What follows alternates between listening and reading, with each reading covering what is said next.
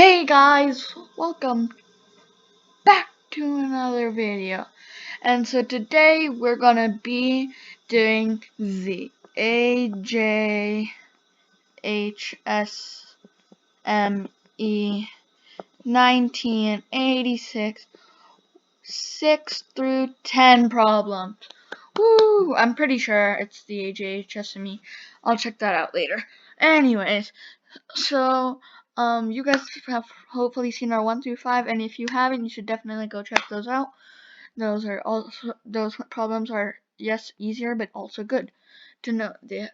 I'm sure we portrayed some tricks. Alright, so let's get started.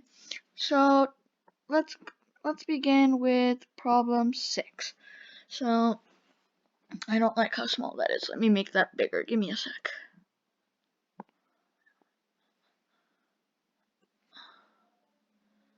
How do I make this bigger? Okay. Oh, okay, so I have to lasso, and then this.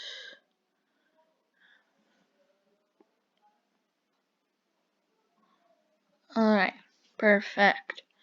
Okay, so problem 6. So to do this, first let's go ahead and simplify that first one. Oh, and by the way, if you don't know me, my name's Grape, and I'll be working with you today.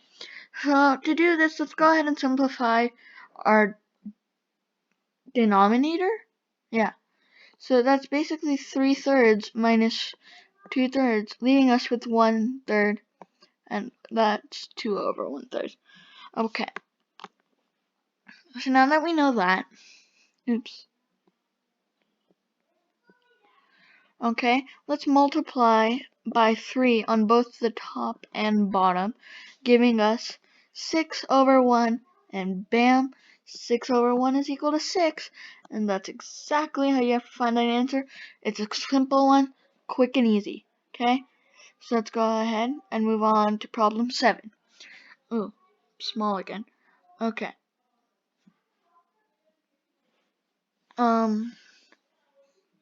Give me a second, please, guys. Problem 7. Bam, bam. Close lasso. Bam, bam, bam. No, I don't want to see this layer.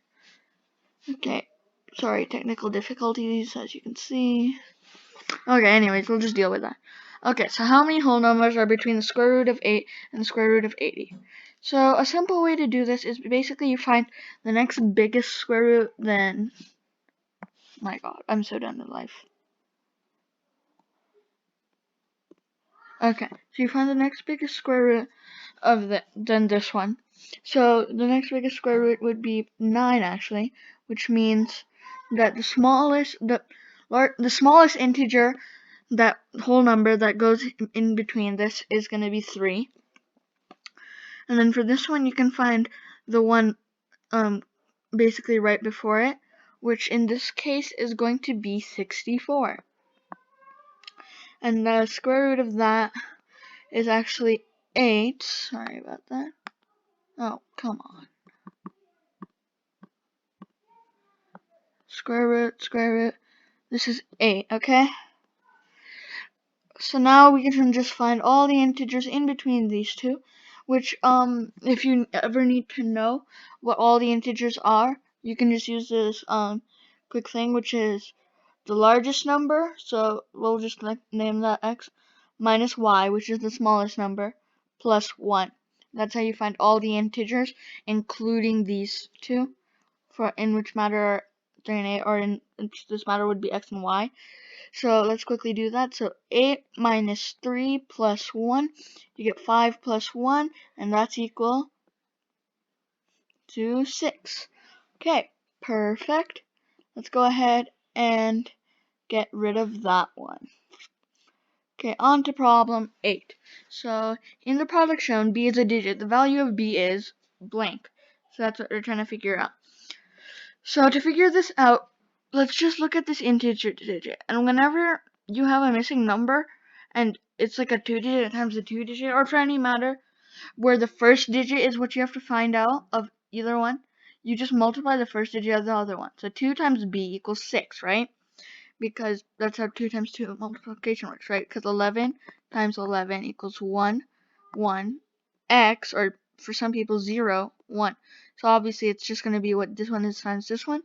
So 2b equals 6, divide by 2, simple, and b equals 3.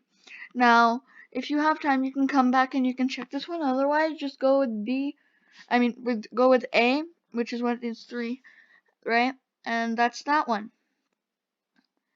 So, problem 9. Now, this one's a lot of fun.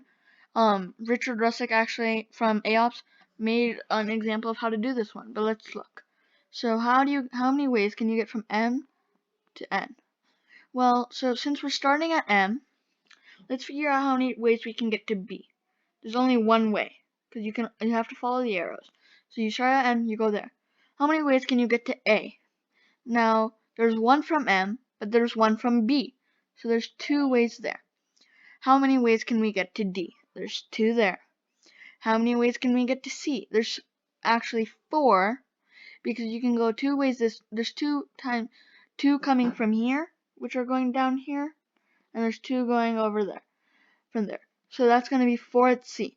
And since we have, but we also have to take into the fact that this 1B is also going to travel down here. So it's actually going to be 4 plus 1, which is 5. And 5 plus 1, that's 6. So we get the answer E. And now let's go ahead and look at problem 10. Now this one you would expect to be the hardest, but it's actually quite simple if you know what you're doing. So a picture 3 feet across, 3 feet across, is hung in the center of a wall that is 19 feet. How many feet from the end of the wall is nearest to the edge of the picture? So this is x. These are both x because they're equal, because this 3 is in the middle. And then 19 up here. So to find these 2 x's, it's just going to be, it's just going to be, to find these 2 x's, it's just going to be 19 minus 3